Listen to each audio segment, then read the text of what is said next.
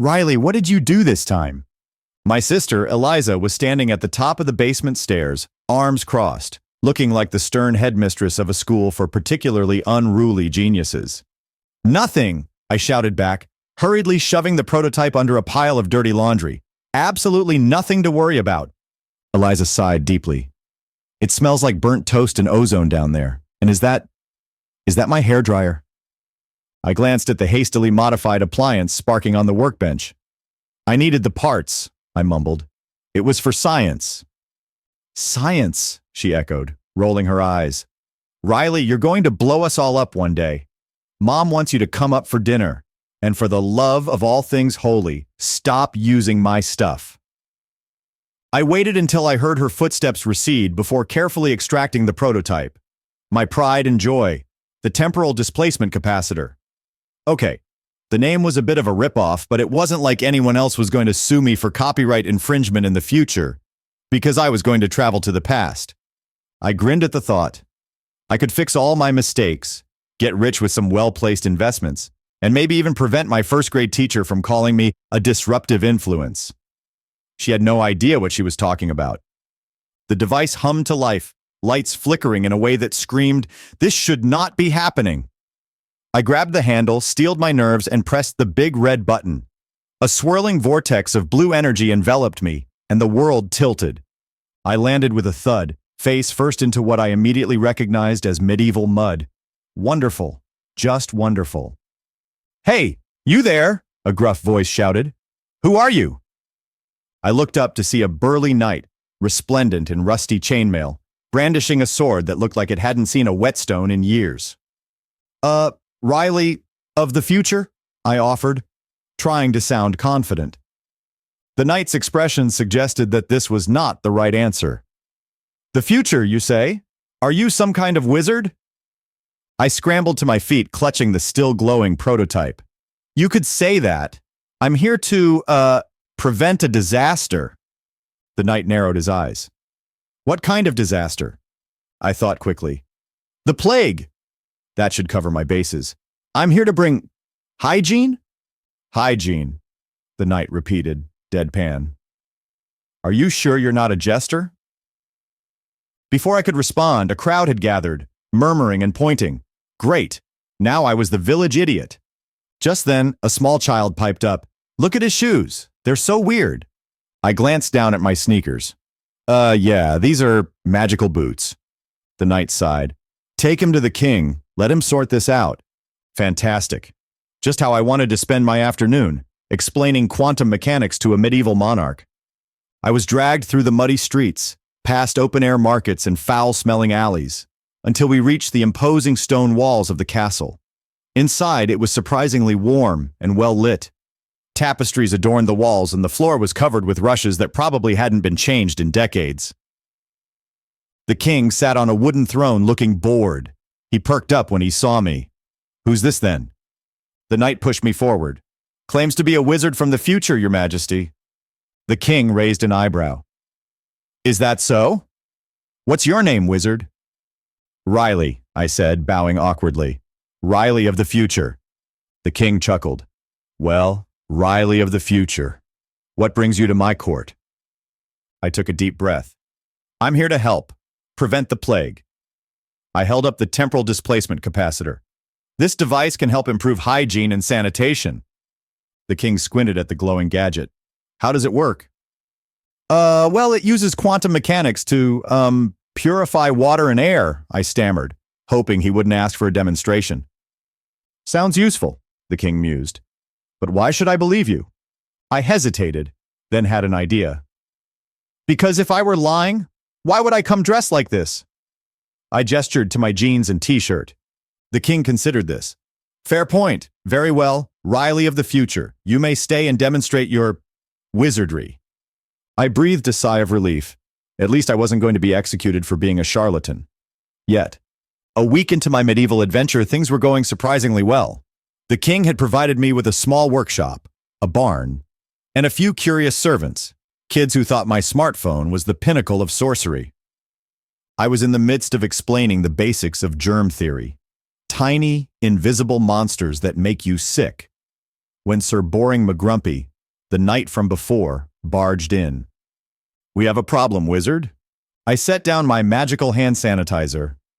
"What now?" "A dragon." I blinked. "A dragon?" He nodded grimly. "Yes, a real dragon. It's been terrorizing the countryside." I sighed. "Of course there's a dragon. Why wouldn't there be a dragon?" He crossed his arms. "Can your magic defeat it?" I glanced at my prototype, which was now being used as a very expensive paperweight. "Possibly." Sir Boring McGrumpy didn't look convinced. "The king commands you to slay it." I grabbed the temporal displacement capacitor and reluctantly followed the knight out of the barn. We rode out to the edge of the forest where the dragon had last been seen. To my surprise, there was indeed a dragon. Well, sort of. It was more like a very large, very angry lizard with wings. "Okay, so here's the plan," I said. "We run?" The knight snorted. "Coward. Stand back and watch a real warrior." Before I could stop him, he charged at the dragon, sword raised. The dragon promptly knocked him on his backside with a swipe of its tail. I sighed. Guess it's up to me. I fiddled with the temporal displacement capacitor, trying to recalibrate it. With a bit of luck, I could generate a high-frequency sound wave to scare the creature off. I pressed the button, and a piercing shriek filled the air. The dragon reared back, clearly displeased. It roared in response, and I realized my mistake. Oops." The dragon turned its gaze towards me, eyes glowing with rage. I did the only thing I could think of. I threw the capacitor at it. The device exploded in a burst of blue energy, enveloping the dragon in a swirling vortex. When the smoke cleared, the dragon was gone. I had no idea where or when it had ended up, but it was no longer my problem. Sir Boring McGrumpy staggered to his feet. "You did it, wizard!" I nodded, trying to look heroic. "Yeah, I did. Now let's never speak of this again."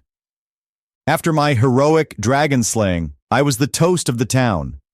The king threw a feast in my honor, complete with roasted meats, copious amounts of ale, and a bard who insisted on composing an epic ballad about my bravery. I endured it with a forced smile, all the while wondering how I was going to get back home. Without the temporal displacement capacitor, I was stuck. My medieval workshop was charming in its own way, but I missed electricity, hot showers, and pizza. Then one night, as I was tinkering with some leftover components, inspiration struck. If I could recreate a small part of the capacitor's mechanism, I might be able to open a temporary rift back to my own time. It was a long shot, but it was all I had. I worked through the night, fashioning a crude makeshift device. As the first light of dawn crept through the barn's slatted walls, I took a deep breath and activated my creation. The familiar blue vortex appeared, swirling and crackling with energy. I stepped forward, feeling the pull of the time stream. Well, here goes nothing. The world tilted again, and I was enveloped in a whirlwind of light and sound. When it finally subsided, I found myself back in my basement workshop, the smell of burnt toast and ozone hanging in the air. "Riley!" Eliza's voice called from upstairs. "Are you done with your weird experiments yet?" I grinned, looking at the pile of medieval trinkets I had brought back as souvenirs. "Yeah, I think I'm done, for now." As I made my way upstairs, I couldn't help but feel a twinge of nostalgia for the adventure I had just left behind. Time travel was messy, unpredictable, and downright dangerous. But it was also the most fun I'd ever had. And who knows? Maybe one day I'd figure out how to do it again. After all, the future and the past were full of possibilities. Back in the comfort of the 21st century, I couldn't shake off the feeling that something was different. I walked into the kitchen where Eliza was scrolling through her phone. "Where's Mom?" I asked. Eliza looked up, eyebrows raised. "Mom's at her book club, remember?" "You really need to get your head out of the clouds, Riley." I shrugged, grabbing a slice of pizza from the fridge. Yeah. So, did anything weird happen while I was, downstairs?" Eliza rolled her eyes. "You mean aside from the usual?" "No, nothing weird. Why?" "No reason," I muttered, munching on my cold pizza. I decided to check on my computer, half expecting to find medieval emails or some other time-related glitch.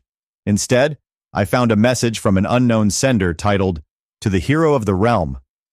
Curiosity piqued, I opened it. The email contained a single line. "Thanks for the dragon."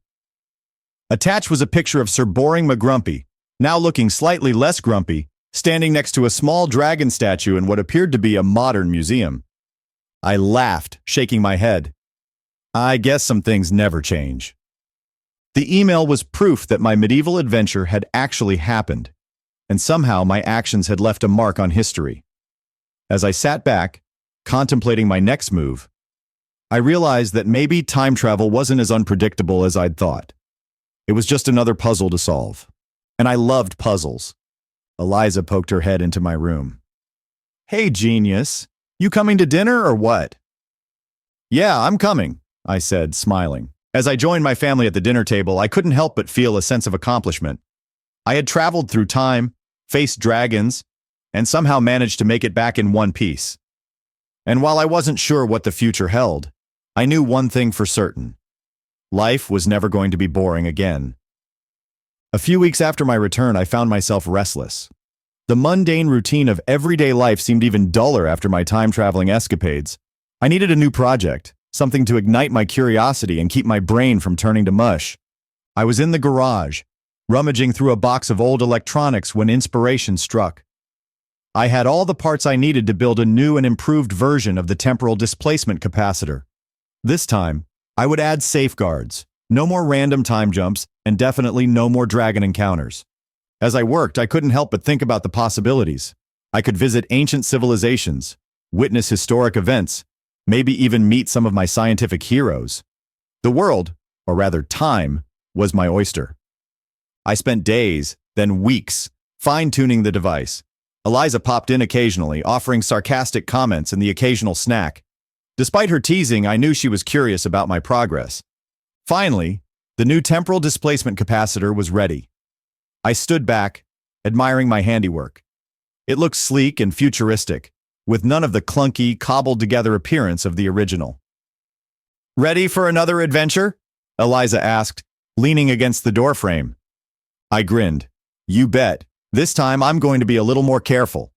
"Good," she said. "Just make sure you come back in one piece." With a nod, I activated the device. The blue vortex appeared as mesmerizing as ever. I took a deep breath and stepped forward, ready to embrace whatever the time stream had in store for me. As the world around me shifted and changed, I couldn't help but feel a thrill of excitement. Time travel was messy and unpredictable, but that was part of the fun. And with my new and improved temporal displacement capacitor, there was no limit to the adventures I could have. The future and the past were waiting. I landed with a jolt, but this time I was prepared. I looked around, expecting to see ancient Rome or perhaps the Roaring '20s. Instead, I found myself in what appeared to be a highly advanced laboratory. A group of people in white lab coats stared at me, their expressions a mix of shock and curiosity. One of them, a tall woman with striking silver hair, stepped forward. "Who are you?" she demanded. "Riley," I said, holding up the temporal displacement capacitor. "Riley of the future. Well, your future, I think." The woman raised an eyebrow. "Time traveler, huh? We've been expecting you." I blinked. "You have?" She nodded. "We're part of the Temporal Research Institute. We've been monitoring fluctuations in the time stream and detected your arrival." "Well, that's convenient," I said, trying to keep my cool. "So what now?" The woman smiled. "Now we compare notes. Welcome to the future, Riley." As I followed her through the sleek, high-tech facility, I couldn't help but feel a sense of wonder. The future was more incredible than I had ever imagined, and I was ready to explore every inch of it. After all, time travel wasn't just about visiting the past. It was about discovering the endless possibilities that lay ahead. And with my temporal displacement capacitor, I was ready for whatever the future had in store.